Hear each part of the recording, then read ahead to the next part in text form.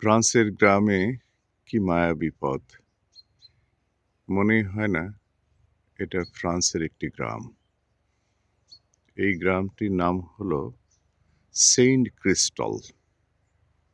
Paris থেকে প্রায় ১,০০০ kilometre দক্ষিণে, দক্ষিণ কিছুটা পশ্চিম ভূমধ্যসাগরের কাছাকাছি এই গ্রাম। বসন্ত আসি করছে। এই মাঠে মাঠে ফুল ফুটছে।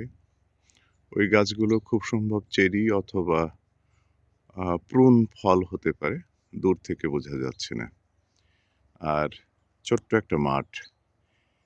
এই মাঠ চষা হয়েছে, যেহেতু শীত কমে গেছে এখন এই মাঠ চাষ করা হচ্ছে।